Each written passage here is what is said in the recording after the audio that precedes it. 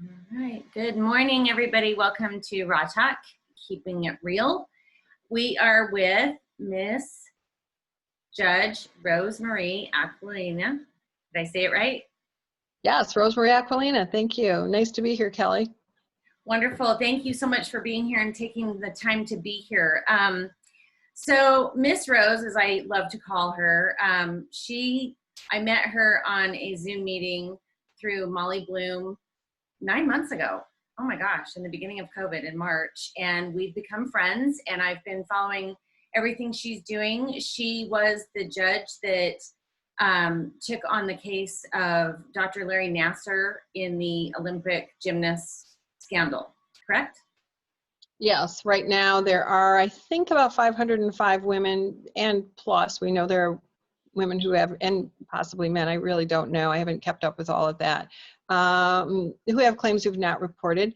But he had 3 cases, a federal and then 2 in Michigan, and I had the one where I allowed everyone to speak, and I spoke to them, and the world watched because that was unique, and not everybody was happy about it, but it's what I've always done, and so people got to know me that way.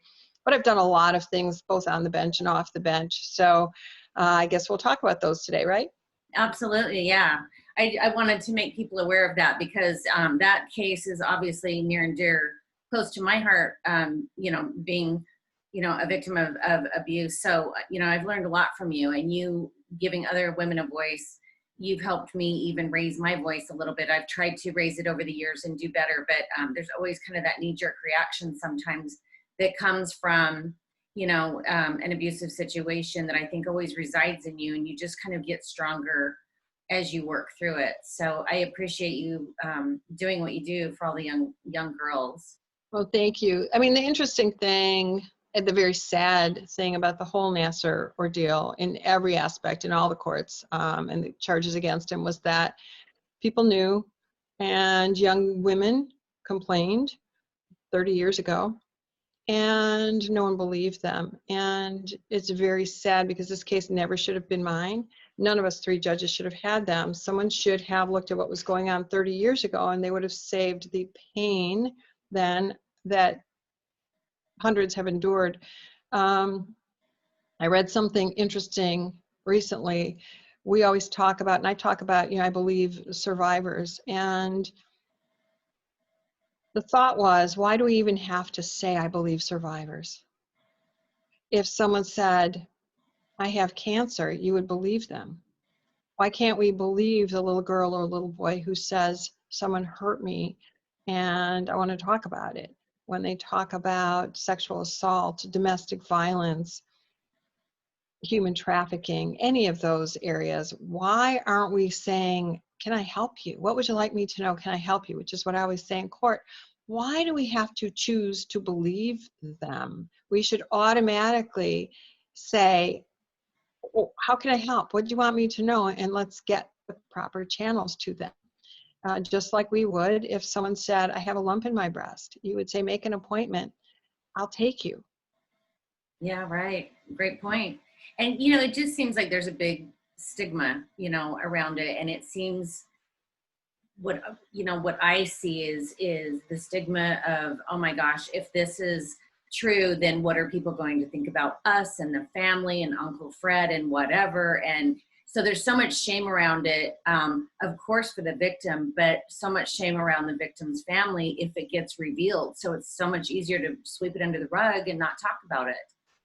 The only one that deserves that shame is the predator, and the family should be applauded for partnering with whoever was abused and helping them, and sadly, that's not the case. Many families, and I see hundreds of these cases, and I have during my 16 years on the bench, and then prior to that, 20 years being an attorney and a military attorney and judge. I've seen so many things, and especially domestic violence, sexual assault, human trafficking, that whole arena. Families divide over it, and they take sides. And it doesn't help anybody to do that, because now the victim is further victimized because they also feel the trauma, not just of the assault, but of having divided the family they love. And so we really need to change the language, change the responsing. And the only way we can do that is on shows like this and at the dinner table and everywhere we can to talk about it, to use the right language and to retrain everybody so that the next generation, hopefully, this is eradicated. Yeah, I agree 100%. Talking about it is good. And even seeing stuff like this is good. I think it helps people just crawl out of that shell of shame and just realizing that, I mean, I don't know what the stats are, but probably pretty high stats of the people that are abused. And I think that parents, if, you know, when their kids go to them and tell them something like this, the parents are thinking, oh my God, I failed at being a parent. Nobody can know about this because I failed as a parent. I think that if I was a parent, that would probably be my worst fear. Oh my God, this happened to my kid. Nobody can ever know about it because I failed as a parent. Do you agree? Yeah, I think that's one of the things where a parent overlooks it because they feel so horribly guilty. I couldn't have let this happen to my child. Of course it didn't happen, not on my watch.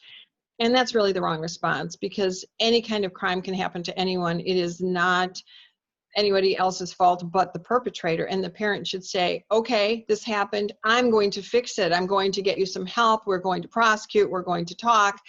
And sadly, that's not the response. The guilt that a parent feels often interferes with the victim's healing and the victim coming forward. And when the victim comes forward, when they're able to tell their story, they turn from victim to survivor to thriver to just really changing the world and being the example for others. They become, I think, beyond thrivers. I think they really become superheroes in a way that other people can't because they haven't lived it. They can't really voice it honestly. I've never been sexually assaulted. So I talk about it, but I will never be able to talk about it as clearly or as well as someone who's gone through it. And they really are superheroes when they do that, and role models. So we need to see more of that and less division and less guilt about what happened to somebody else. The guilt and the shame should come in not helping them, in not believing them, in not being part of their healing. And clearly all of the guilt and shame belongs with the perpetrator, no doubt. Right. And I've worked through my, you know, what happened to me for years, and I've talked about it for years, and, you know, talking about it, not everybody wants to talk about it. And I get that, but it's definitely been healing for me. It's definitely been cathartic for me. And I know that it helps other people go, oh my God, at least I'm not alone. You know what I mean? And that, I guess for me, is the one piece of awareness that I would love to just share my message with and just say, hey, you're not alone. You don't need to talk about it. You don't need to write a book about it. You don't need to tell the whole world about it. But I think telling somebody and not having that secret inside of you just kind of sets you free, at least from the guilt and the shame. And talking to someone who has been through it helps you work through it. Oh, I agree. I think victims knowing they're not alone, that they matter, that they can get through this. And I think the most important message, well, there are many of them, but one that is right there at the top is that, and maybe it's best that victims tell each other this, but I always say it to victims, is that there's no timeline on healing because everybody's going to heal in their own time. And there's so many times when people tell their story and they're believed, but then once they seek help and they start going in the right path, people think, well, they're over it, or they should be over it by now. And that is just such a falsity. This is a lifetime journey. I think people get better, but there's no timeline on healing. And there's, by the way, no special recipe for healing that I've ever found. I think therapy animals are great. I think, as you're suggesting, victims getting together and talking and understanding, lifting each other up, being open and honest and saying, yes, this happened to me, but I will overcome. It's not going to define me. All of those things help, but there's no timeline, there's no recipe, and there's no guilt or shame about not healing on a timeline. It's just a lifetime journey, and we all should applaud that person for going forward and help them when they slide backwards, because they will. There's a lot of ups and downs. There's a lot of triggers. We all need to be aware of that, help them, and applaud them. Yeah, I agree 100%. Thank you for talking about that. I appreciate that. So you recently worked on a project with Reese Witherspoon, right? So Right. tell me about that. So I met with Reese. I'm represented by a creative artist agency, and Reese is as well. And Reese also has her own company, and we've all seen just tremendous movies and shows and things that she's doing, her book club, and her company is Hello Sunshine. And she's just very dynamic, and she wanted to meet me, and of course I have wanted to meet her. I mean, who doesn't want to meet Reese Witherspoon? And she's just like your best girlfriend, right? So we sat for like 3 hours, and she quizzed me about my life. She's a very curious person, very honest and open. Her staff's wonderful. And we talked, and when we were done, there's several projects she mentioned to me, and she really wanted to have my story and put it out there. And one of the questions that she asked was one that has been asked countless times since, and it was, how did you know not just to listen to every victim, but to say something back to them, to empower them, to know that that would help them? And it's what I've always done. And she asked me to do my story. And she has partnered with Audible for a series. And I was part of and honored to be part of her first group of stories. There's myself and 2 others. And so I did an Audible story called Just Watch Me. And you're writing a book about your life, you have to dig deep. And I did a lot of work that I didn't expect to do. And it was interesting for my own self to watch my story unfold on paper and then to read it. And it's actually being very well received, which I'm pleasantly surprised about, because when you put yourself out there, like you, Kelly, talking about what happened to you, and your life is so very personal, you're apprehensive about how is this going to be received. And so many people were asking me, I thought, okay, I'm going to do this. And with the support of Reese and Hello Sunshine and Creative Artist Agency pooling together and supporting me, I just said, okay, we did it. And I'm really honored by so many people who are reading it, finishing it, writing reviews. And I'm just hopeful, because people have said, well, why do it now? Well, because so many people have asked me, how do you know to do these things? Why are you this misfit troublemaker? What has happened to you in your life? And I thought, now's the time to tell it. Right. And if you could like kind of excerpt this, a little bit of your backstory, because you kind of came out the gate a rebel. So can you just kind of just touch on a little bit about, Yeah. who you are, and. So I think that, and I believe that it is actually proven by therapists and scientists and all of that, that we really develop who we are by the time we're 5, right? And there's a lot of things, what happens to you by the time you're 5 really affects the rest of your life. And of course, our journeys in life, we're always changing and listening and learning. And so we do evolve, but there's so many impactful things by the time you're 5. So my journey really started when I was born. My parents met. My father's Maltese, my mother's German. My grandparents and my father and his 4 siblings had emigrated to Detroit. And so his 4 siblings were an adult. There was one, my Uncle Ben, who was a minor. And they were in Detroit. My father joined the military, the U.S. Army, became a citizen, joined the Army, served, and then went to medical school on the GI Bill. Met my mother on a train, who's German. They were married a year later. I was born. My brother was born 11 months and 2 days later with 2 crying babies. My father found it very difficult to study. So my mother, my brother, and I emigrated to Detroit. My brother and I came over stateless because no one wanted us. At that time, the law has changed now, but at that time, you had to be a citizen of the United States 10 years before you could pass on your citizenship. That has changed. And Germany only recognized the citizenship of the father. That has since changed. So my brother and I came over stateless. That stateless stamp is on my baby picture in my passport. So we lived with my grandparents, and my uncle, Ben, was calling them Ma and Pa. I was calling them Nunnu and Nunna, which is Maltese for grandmother and grandfather. And what I was seeing was my uncle and my brother and I were treated like a family unit as brothers and sisters. And my grandparents, I thought, were my parents. My mother was going to work every day. So my connection was with my mother in the evening as sort of my older sister savior from my grandparents who maybe have disciplined me or whatever.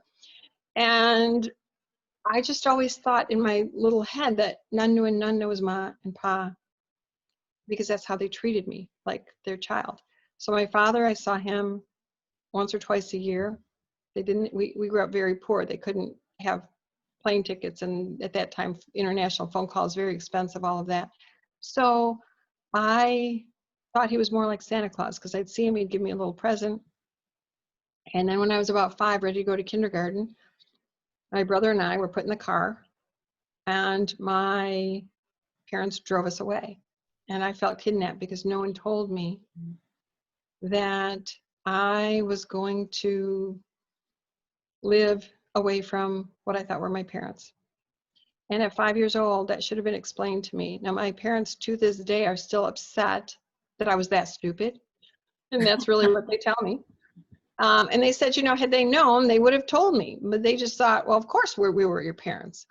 And that's really a message to everybody that, as soon as your kids can start talking, tell them, the right words, vagina and penis, and tell them mom and dad means this or that, and your grandparents are this, but you're going to live with me. And tell them just things that you might not think of, because when they need to explain that they're hurt, when they need to say, why is this happening to me? How can you take me? They need to be able to verbalize their concern. So from that point, I didn't eat what my mother wanted me to eat. I didn't do what they wanted me to do. And I voiced my opinion on everything. And I wanted to go back to my grandparents, who I thought were my parents. And it really made me this misfit troublemaker. I'm going to speak up for myself. I'm going to speak up for others. And that journey has taken me to where you see me now. And it has caused a lot of difficulties in my life, but it's also produced a lot of very positive things for me, a lot of rewards, helping others, and others who might not have been helped. I stepped in and said, yeah, well, that's not happening today. I'm going to do this. And people have said, what are you going to do? And I just say, just watch me. And so that's where the title of the book came from. Originally, Reese and everybody said that the name's going to be Magnificent Things, because I always tell people to go out and, leave your pain here and go out and do your magnificent things. And they just thought that was great. And then when they read the book, they said, no, your mantra is just watch me. Yeah, that's amazing.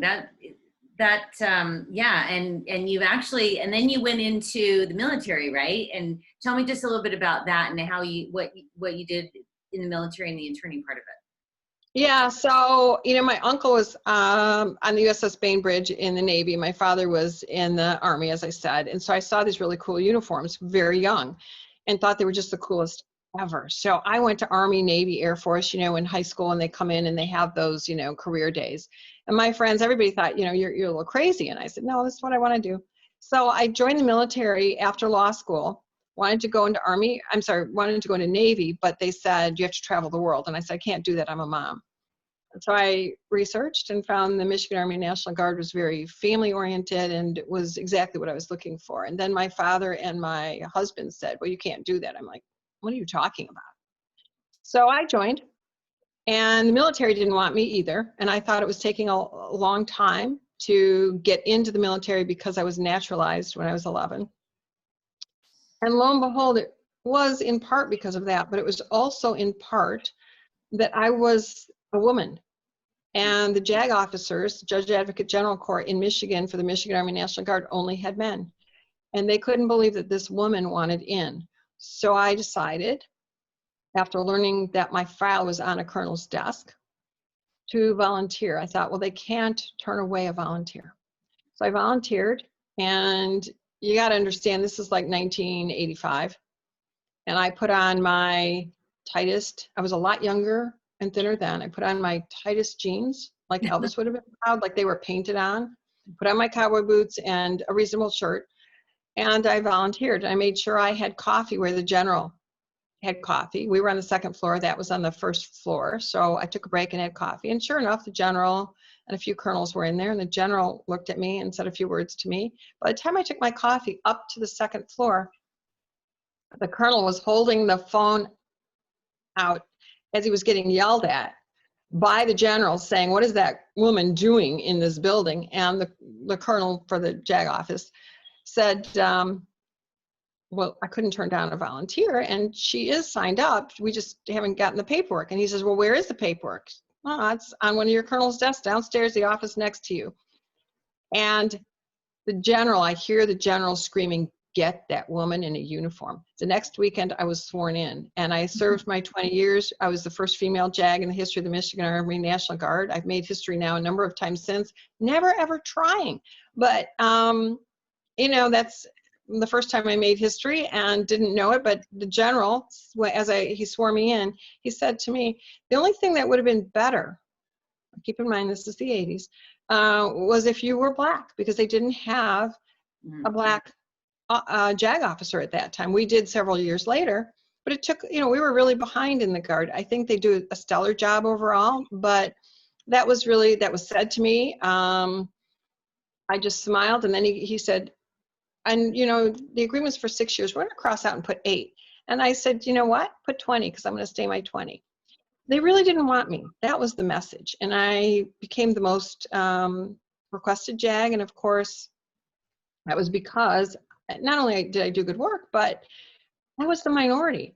So women came to me, every nationality came to me, every skin color came to me. They would corner me in the bathrooms, in dark hallways, just because they didn't want to be seen talking to a JAG officer, but they knew that as the minority, I would be able to listen to them, believe them, and help them. And that's what happened. As a JAG in the military, you are defense counsel, prosecutor, and judge, depending on where we are. And so we're trained in all. And it was just an overwhelmingly, tremendously positive experience for me. Wow. I mean, you know, it's interesting listening to you talk, and I knew when I met you, you have strength beyond measure. And I think of myself, like, I think I'm a pretty strong woman, but I just like admire your strength and this just kick-ass attitude of, no, you're not holding me back. It's not happening. And just the fight inside of you, and the difference that you make, not only with the Nassar case, but I mean, obviously your calling in your life clearly is to empower women, especially, but to empower people. You've been empowering people since you were 5 years old. You empowered yourself and said, not going to happen. I'm going to do it this way. I'm going to do it my way.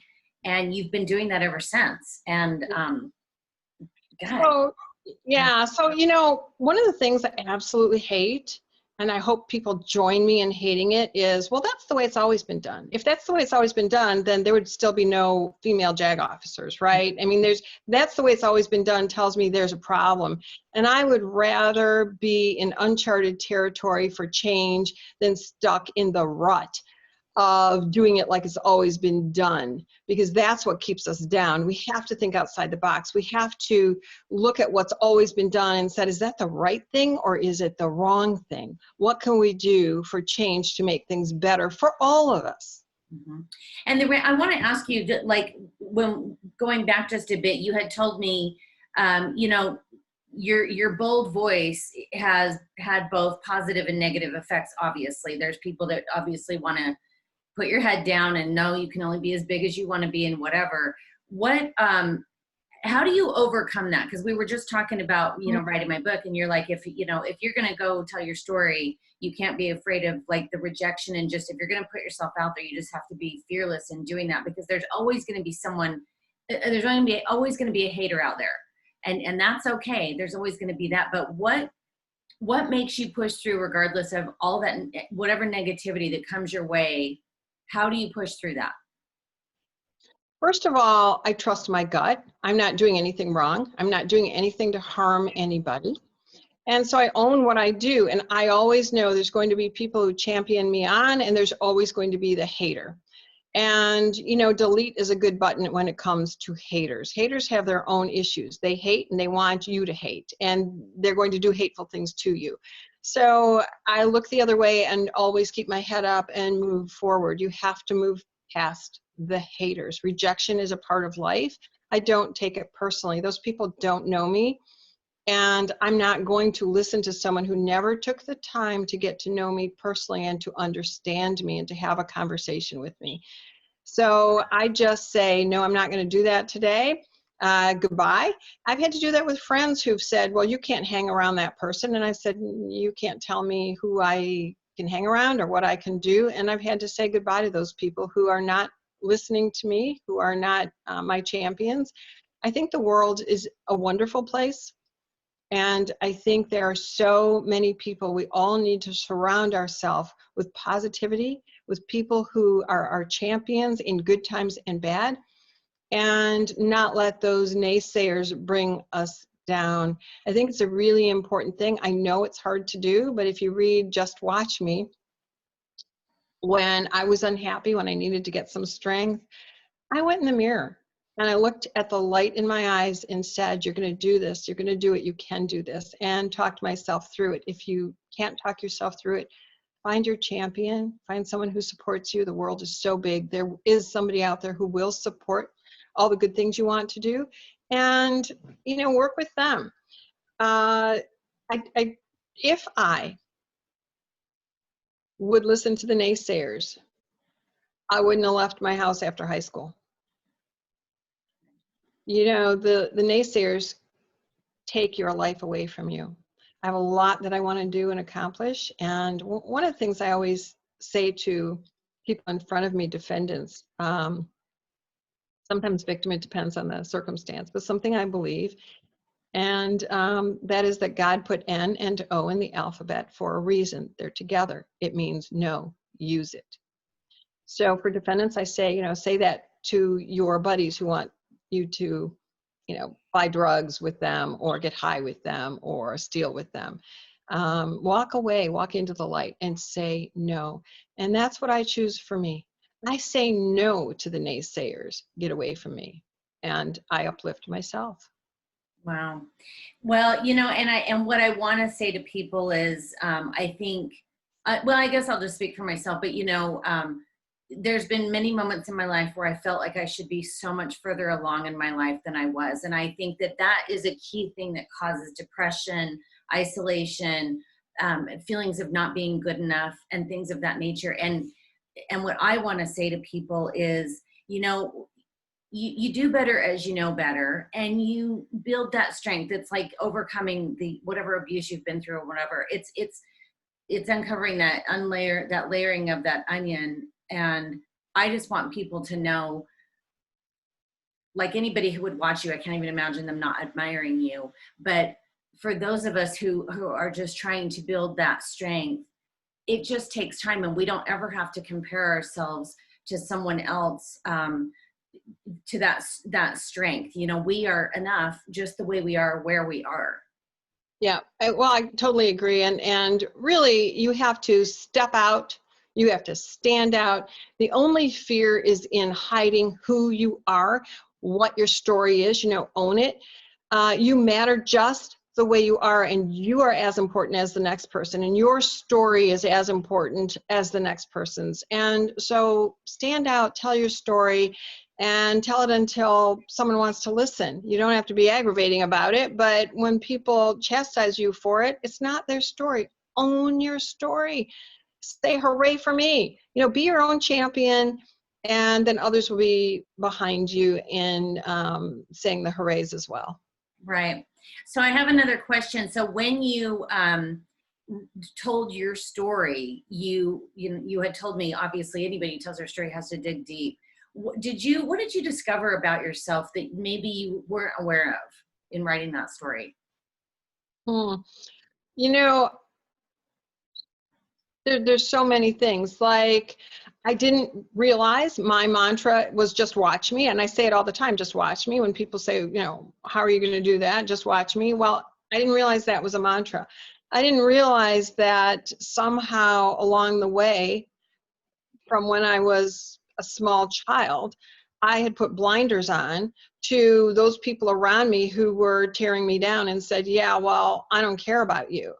And it's not that I'm not an uncaring person, but I didn't realize that there may have been people willing to help me if I would have maybe even explained what I was going through, but I didn't know enough and didn't have the tools to say, this is harmful, this hurts me.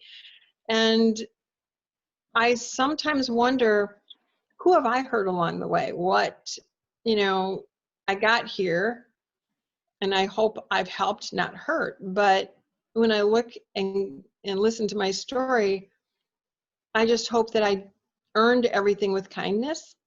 And sometimes, and I know people have told me, you can be too abrasive. But that's just me. And I always say, if you don't want any advice, if you don't want my advice, don't ask, because I'm going to tell you the truth, right? And so, and because of that, I don't have a whole lot of close friends, because people ask for your advice and then they're not happy with it. They walk away, and I don't know how to lie. And I often wonder if maybe a softer approach would have helped. I would have been able to help more people. And I've sort of looked at that, and I don't know at this age if I can change that, or maybe I shouldn't change it. But yeah, and I also had to look at, personal relationships and my family and my kids. What has my personality, has me going through all of this, has it affected my kids? And I think it has. I think that what happens in our lives affects those people around you, whether it's your parents, your siblings, your children. And are there things that affected me, that affected my children, and maybe I should have protected them more from me? Sure. And I've not harmed them, but for example, my middle child, who I talk about in the book, because so many things worry me that I've gone through or that I've seen, she started calling herself Rapunzel. And maybe I should have exposed her to more in the world. It's not that I didn't let her out, but I was always checking up on her and doing things, and she felt like I held her back in some things. Maybe I did. Maybe I should have been more open to some of the things she wanted to do. But as parents, we always have that fear. And maybe I had too much fear for my kids because of what I went through. So, I mean, that's just a smattering of various things, but it's hard to dig deep and then say, and why did this happen to me? And what did I do? I also learned truly that we shouldn't be asking that why question of others, because why shames and blames. And I learned that there were a lot of times when I was told why, and it shut me down, so I couldn't say anything further. So I try not to ask the why. Why didn't you tell me? Why weren't you home? Because it shames, blames, and shuts people down. And I think why should retire to science. So I've learned some of those things, and have learned to understand why I didn't ask for more help, why I felt alone, why I just charged with blinders on and said, this is what I'm going to do. Wow. Well, who you are is amazing. I mean, I would not say change one thing, because it's kind of like trying to go in the middle of the pendulum and and I've tried to shape shift into other people in certain situations, or for a relationship or whatever. And, I always think of, if you've seen The Fifth Element, when the monster is like, comes out in the handsome suit, right? And the boss is saying, you don't need to hide. And then he reverts back to the monster. That it's just, you can only put on that fake suit for so long before you go back to being who you are, because we're just meant to be who we are. And I definitely in my life trying to shape shift and be something I'm not just doesn't work, and I just have to be me. And I'm not everybody's cup of tea either, but I'm real. I call a spade, and not everybody likes that. And I really try to talk a talk and walk a walk the best I can. And I'm always aware of that. That's where my awareness is. If I don't ever want to teach to preach, I just try to share a story, and let people take whatever they get from that through their own filter. Yeah. Well, I've tried to be this troublemaking, well, I've gotten a title sort of as a troublemaking misfit, but I've tried to use that and honor that troublemaking misfit to really be a change maker for positive in the world. Mm-hmm.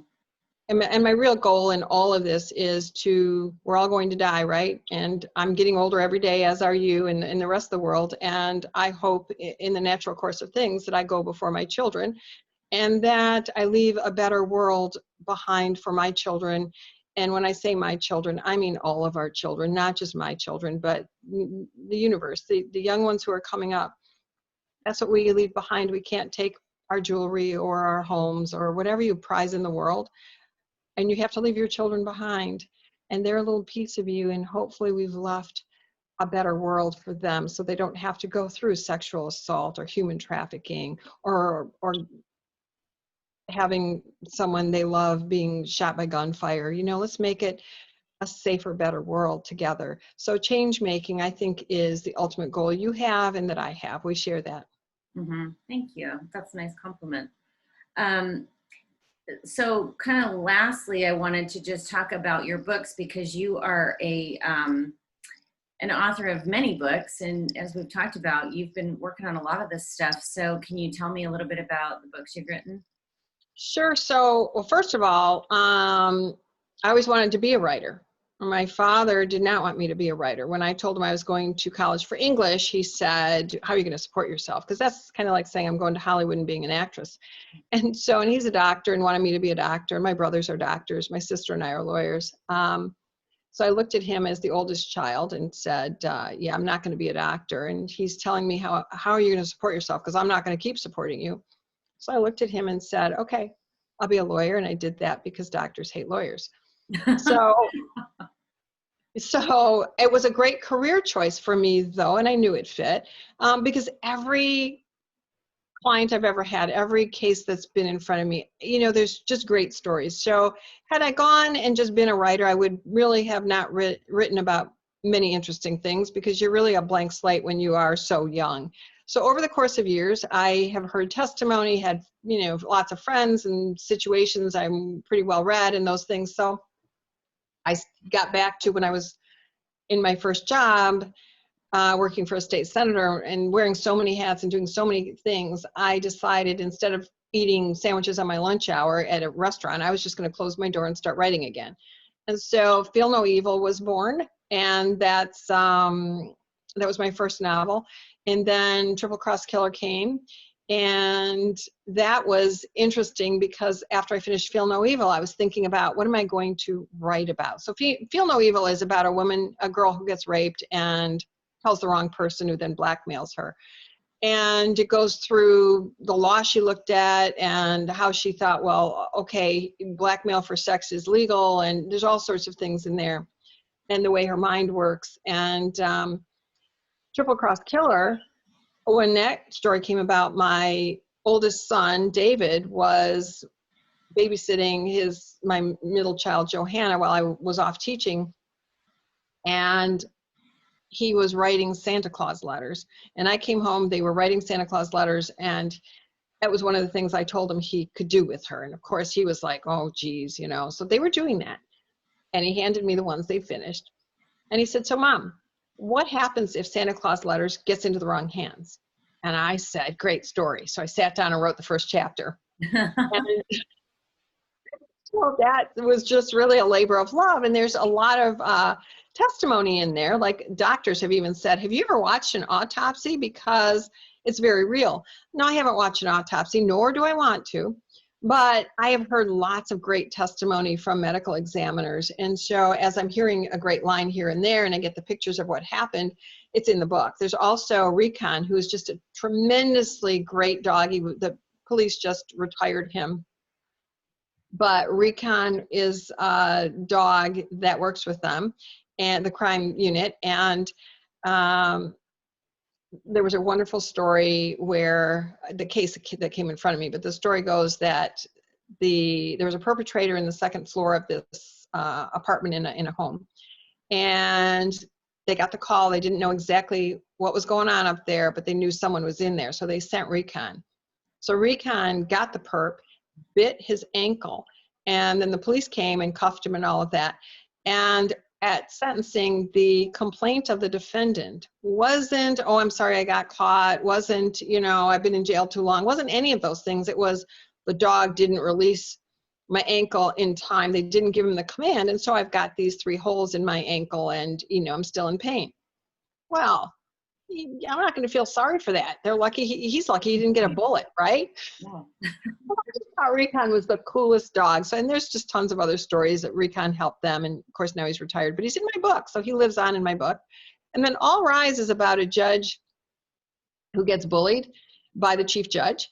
And one day she says, I'd rather be a hairdresser. So she leaves the bench and opens up a salon. Her staff comes with her, a number of colorful defendants who she helped rehab, and they just love her, come in and hire themselves. And it's just a romp because shortly after she opens the salon, the chief judge is dead and she gets accused and arrested. And so what can't you solve but everything out of a hair salon? And so a lot of great characters, a lot of fun. It's a cozy mystery. Just great fun. And, you know, as a judge, I've been bullied. You think that judges can't be bullied? When I first approached agents with this book, I would get letters back saying, great story, but judges don't get bullied. I said, really? Well, I'll live to tell you, many of us get bullied by our colleagues. And so, you know, I don't want to kill anybody. I would never do that. But when you write, you can do whatever you want. So it's fiction, but there's a lot of passion in that book, a lot of colorful characters based on reality that I just love. And so if you want to read any of my books, I love All Rise. All Rise is the first in a series. Triple Cross Killer is, I love all the books, but it's the first in a series. I'm working on both of those. And Just Watch Me. If you're into nonfiction, it's about my life. And I'd be honored if you listen. Oh my God. Well, I'm interested in all of them. And thank you for sharing that.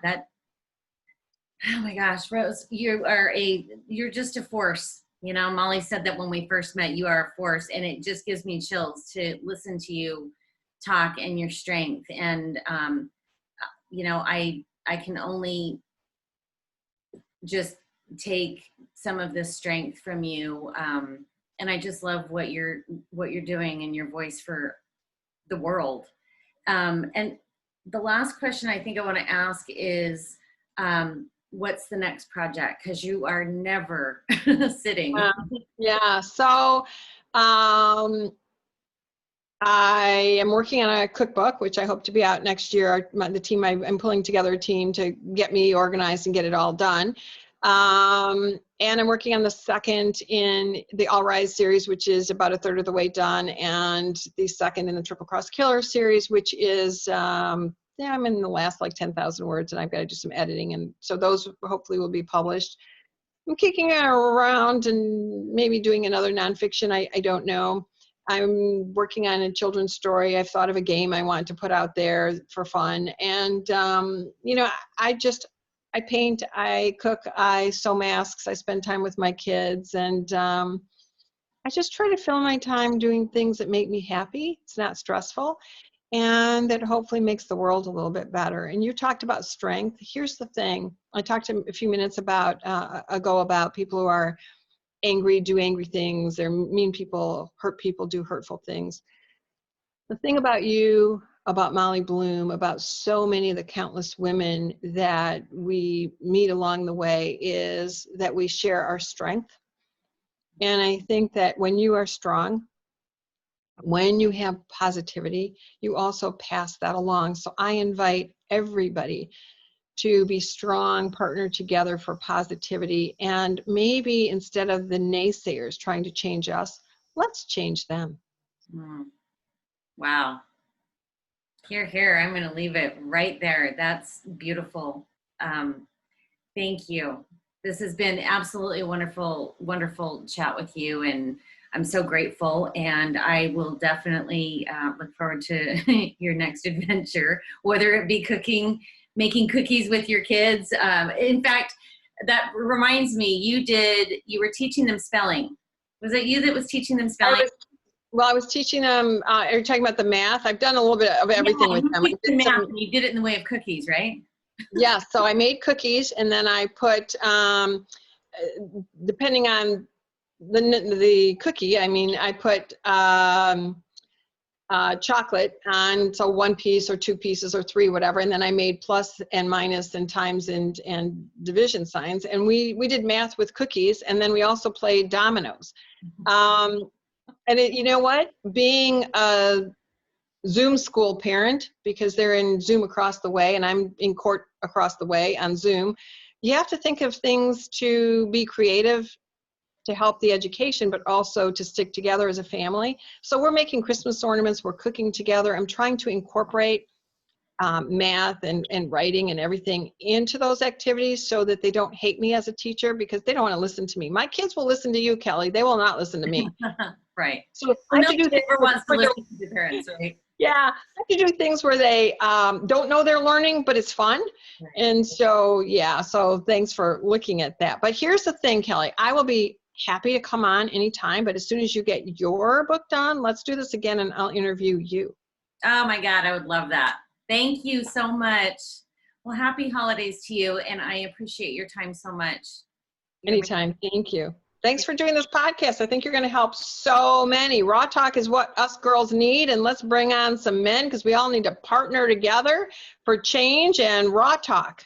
Yes, definitely. I'm bringing on a mediator a male mediator in January. So that'll be a fun, some perspective from a man. So it'll be great. So thank you so much, Rose. Have a happy holiday season, and I'll talk to you soon.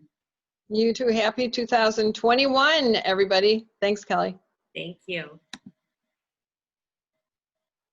Okay.